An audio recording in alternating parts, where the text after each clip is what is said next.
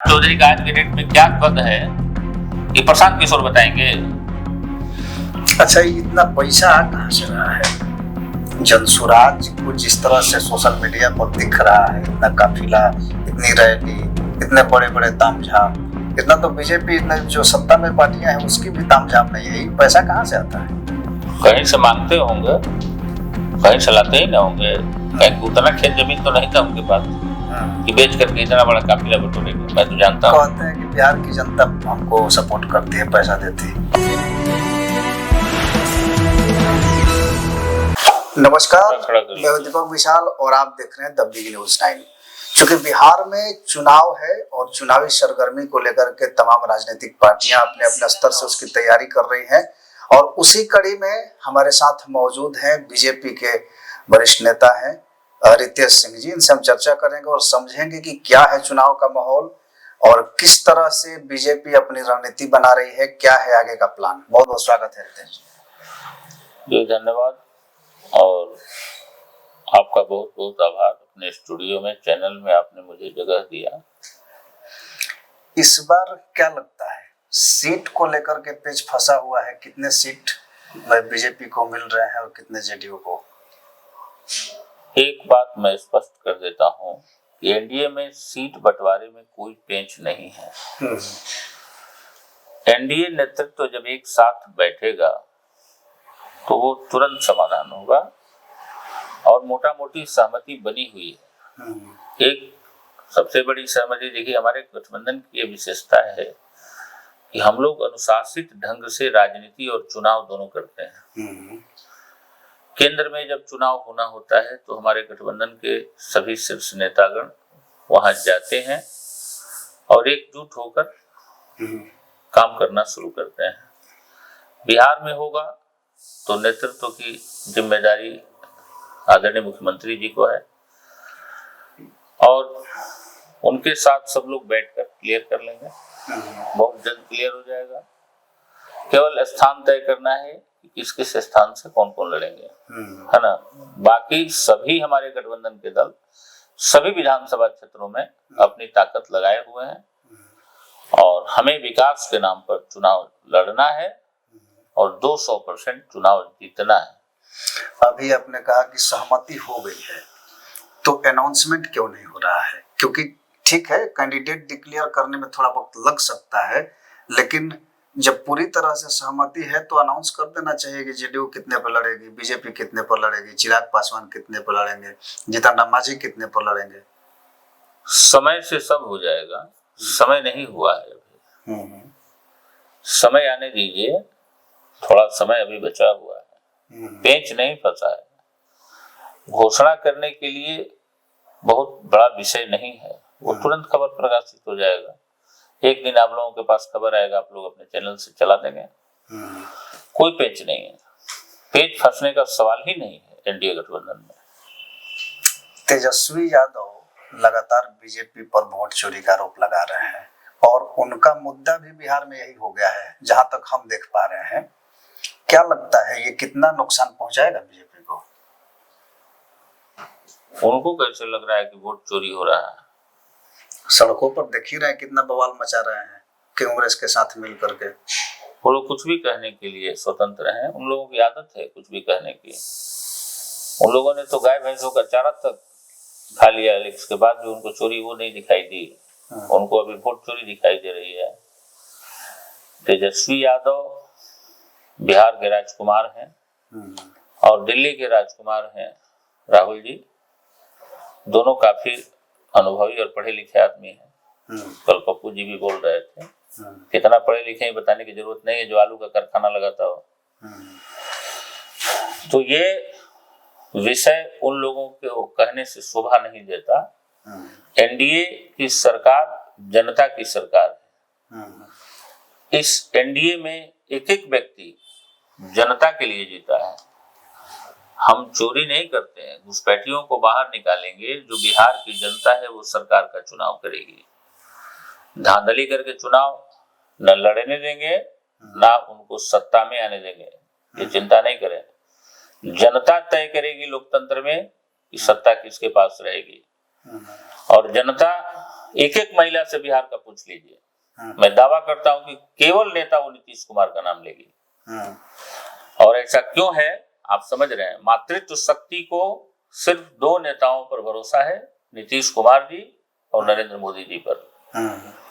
तीसरे किसी विकल्प की तरफ जाना ही नहीं है जनादेश सबकी बात। अच्छा, ये प्रशांत किशोर बीजेपी के बड़े बड़े लीडरों का क्यों पोल खोलते चल रहे हैं?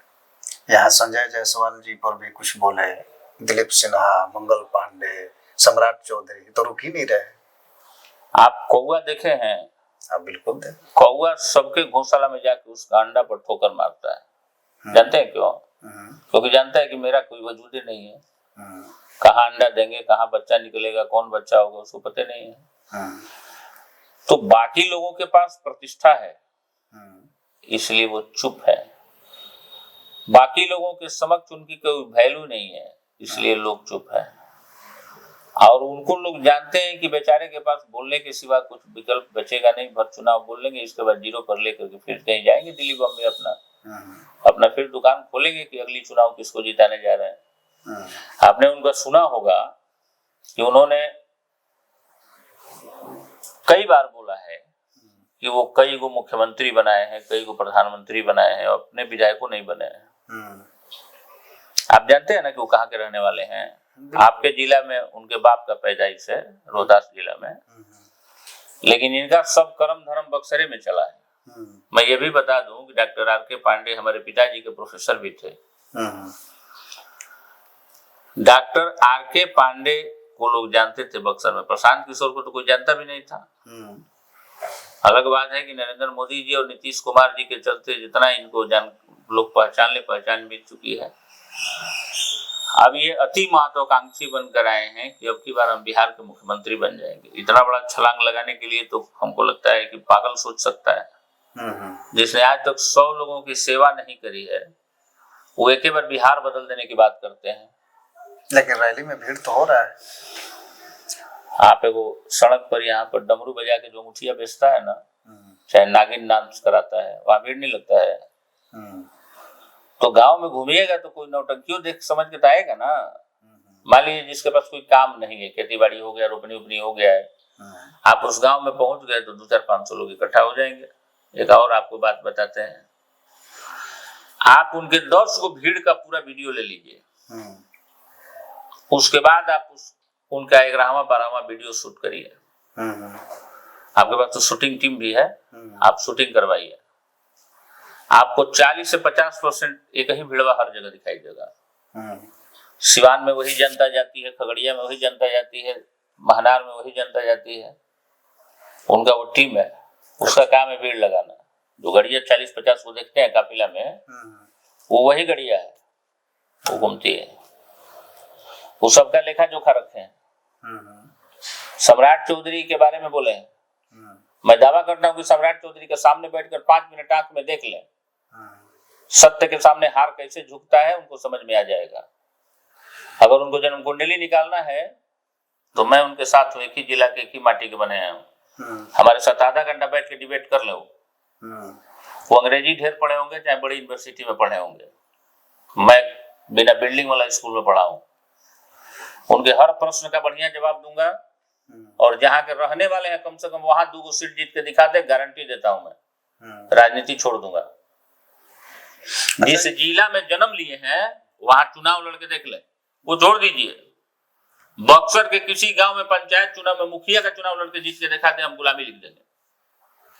प्रशांत किशोर को लोग अपने सामने समझ ही रहे हैं कि बेवजह का पत्थर इधर उधर मारने से क्या फायदा है। अभी बताइए, सम्राट चौधरी का कद है प्रशांत किशोर की बात का जवाब देने का। उनका एक लक्ष्य है बिहार को विकास देने का, उनका एक लक्ष्य है युवाओं को रोजगार देने का। वो बैठ करके प्रशांत किशोर के फेरे में पड़े रहेंगे, उनको तो पता भी नहीं होगा कि प्रशांत किशोर कुछ बोले हुए कि नहीं बोले। सम्राट चौधरी का आज के डेट में क्या कद है ये प्रशांत किशोर बताएंगे। अच्छा, इतना पैसा कहाँ से रहा है? जनसुराज को जिस तरह से सोशल मीडिया पर दिख रहा है, इतना काफिला, इतनी रैली, इतने बड़े बड़े तामझाम, इतना तो बीजेपी, इतने जो सत्ता में पार्टियां हैं उसकी भी तामझाम नहीं है। पैसा कहाँ से आता है? कहीं से मांगते होंगे, कहीं से लाते ही ना होंगे, कहीं उतना खेत जमीन तो नहीं था उनके पास। कि बेच करके इतना बड़ा काफिला बटोरेंगे। मैं तो जानता हूँ कहते हैं कि बिहार की जनता हमको सपोर्ट करती है, पैसा देती है। 500 आदमी की सूची दे दें, 500 आदमी का, आबादी तो बहुत है, 500 आदमी की सूची दे दें कि 500 लोगों ने कितना कितना पैसा दिया है।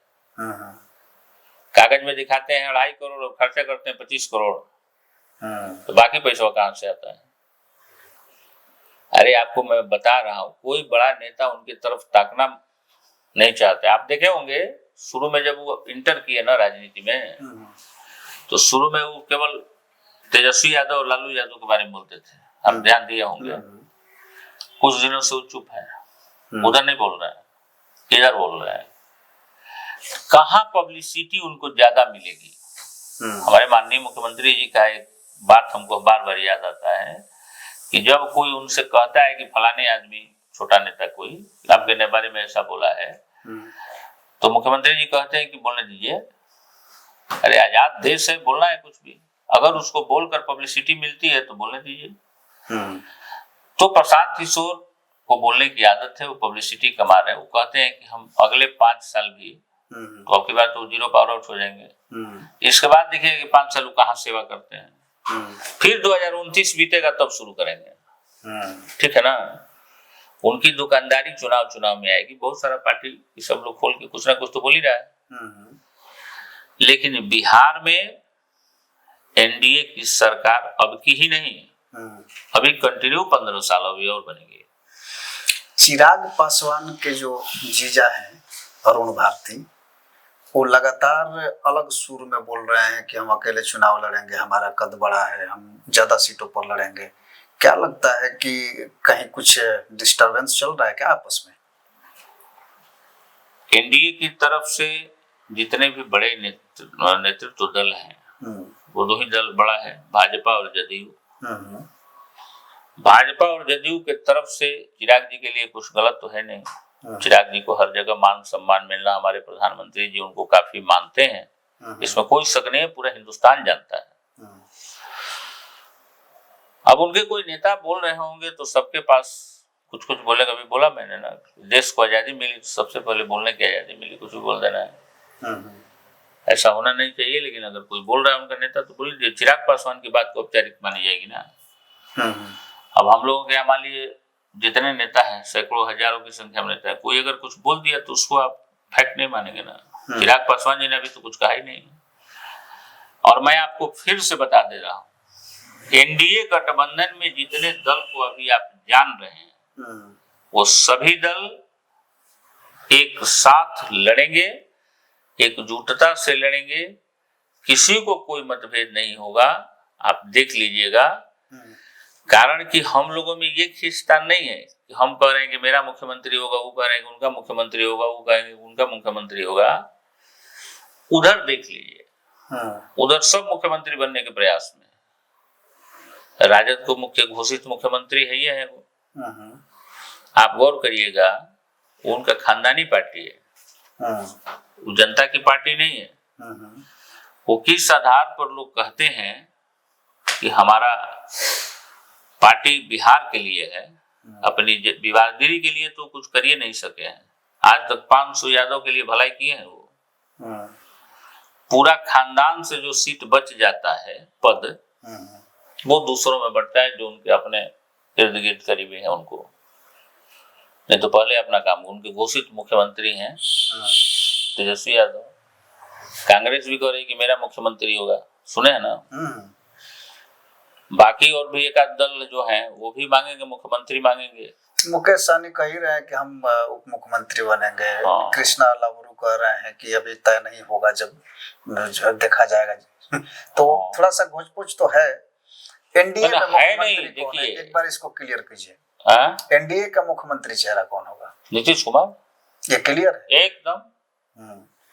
नीतीश कुमार के नेतृत्व में चुनाव होगा और एनडीए की तरफ से मुख्यमंत्री का चेहरा नीतीश कुमार है। और एक बात मैं बता देता हूँ, ये सिर्फ गठबंधन की बात नहीं है, बिहार अभी चाहता है कि नीतीश कुमार मुख्यमंत्री रहे। तो फिर बाहर में ये आरोप क्यों लगा रहा है लोग कि नीतीश कुमार थक गए हैं, बूढ़े हो गए हैं, अब इनसे बिहार नहीं चलता है, और बीजेपी उनको अपने गिरफ्त में ले ली है। गिरफ्त में ले ली है?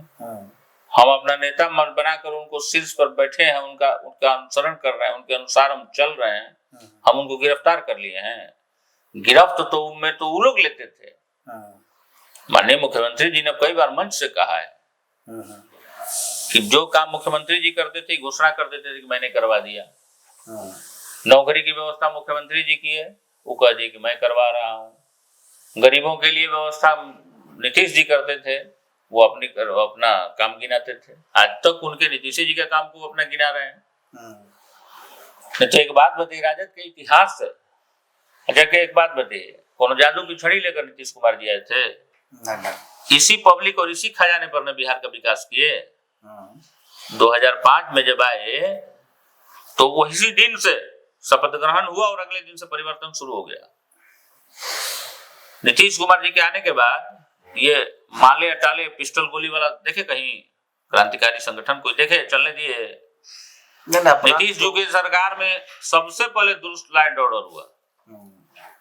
आप समझ लीजिए,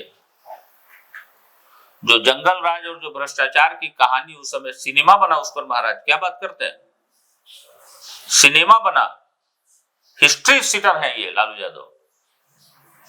लालू यादव की सरकार जो है एक इतिहास बन गई कि देश में कोई भ्रष्टाचार करेगा, इतना बड़ा भ्रष्टाचार नहीं कर सकता है, उस सीमा को पार नहीं करेगा। विकास पुरुष हो सकता है कि नीतीश कुमार जी से बड़ा विकास पुरुष कहा जाए, धरती पर फिर से पैदा हो जाए, फिर से आगे बढ़े, लेकिन भ्रष्टाचार की अंतिम सीमा पर लालू यादव चले गए थे। समझ गए? इनके दल के नेताओं ने, विचार मीमांसा मैगजीन आती थी उस समय, थोड़ा पढ़ लीजिए उसका 5 संस्करण है, बताना पड़ेगा ये लोग क्या बात करेंगे। इनको राजनीति में आने से पहले 1 सप्ताह यानी 7 साल 8 साल पहले इनको अपने रिहर्सल करना चाहिए था कि पिताजी कहाँ कहाँ गलती किए हैं, उसको पूरा पहले फ्रेम करते, पूरा साफ सफाई करते, तब आते राजनीति में।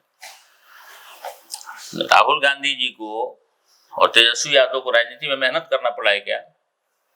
अब बताइए। अभी तो कर रहे हैं ना, सब कुछ विरासत में मिल गया। मेरी बात समझ लीजिए, नरेंद्र मोदी संघर्ष किए तो नेता बने। जो भी चेहरा एनडीए गठबंधन में आज के डेट में आपको दिखाई दे रहा है, चिराग जी को कम मेहनत करना पड़ा है, लेकिन बाकी जितने लोग हैं वो ग्राउंड लेवल से उठ करके राजनीति करके आज बड़े नेता बने हैं।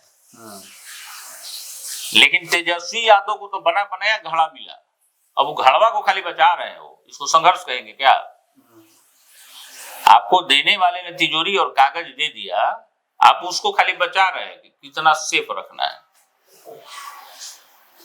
एक बार वो घोषणा किए, प्रशांत किशोर तो उनको भी बोले थे, प्रशांत किशोर बोले थे ना पहले, चाहे आज भी कह रहे हैं हम कि तेजस्वी यादव को अगर दिखाना है कि नहीं हम पब्लिक के लिए हैं, हमारी पार्टी का हम नेता महत्वपूर्ण है, उनके पार्टी में अब नेता जो हैं वो किस प्रकार सरवाइव कर रहे हैं तो वही लोग जानते होंगे। नहीं तो तेजस्वी यादव किसी को कुछ बनने दिए क्या? किसी वरिष्ठ नेता को किसी पद पर जाने दिए? उप रहिए, चुप रहिए, यही व्यवस्था रही। मैंने उनके दल में देखा है कि तेजस्वी यादव प्रेस कॉन्फ्रेंस करने आते हैं और पहले से बड़े नेता बैठे हुए हैं तो तेजस्वी यादव को देखकर खड़ा होना पड़ता है उनको। देखेंगे नहीं आप? और हमारे यहाँ चले जाइए भाजपा कार्यालय में, सामान्य वरिष्ठ कार्यकर्ता है और कोई बड़े पदाधिकारी संगठन के बैठे हुए हैं कुर्सी पर, लेकिन वो वरिष्ठ व्यक्ति के आने पर उनको कुर्सी छोड़ देना है, यह हमारे यहाँ अनुशासन नहीं है। तो इन लोगों को संघर्ष नहीं करना पड़ा, घर बैठे सब कुछ मिल गया, इसलिए कुछ भी बोलना है, कुछ भी कहना है। तो चलिए, बहुत बहुत धन्यवाद। हमारे साथ थे रितेश सिंह जी, बीजेपी के वरिष्ठ नेता हैं, लंबे समय से राजनीति को समझ रहे हैं और बिहार की राजनीति में ये अपनी एक अलग जगह रखते हैं। तो ऐसे तमाम खबरों को हम लेकर के आते रहेंगे, बिहार चुनाव के उन तमाम जगहों से। आप बने रहिए बिग न्यूज़ 9 के साथ। नमस्कार।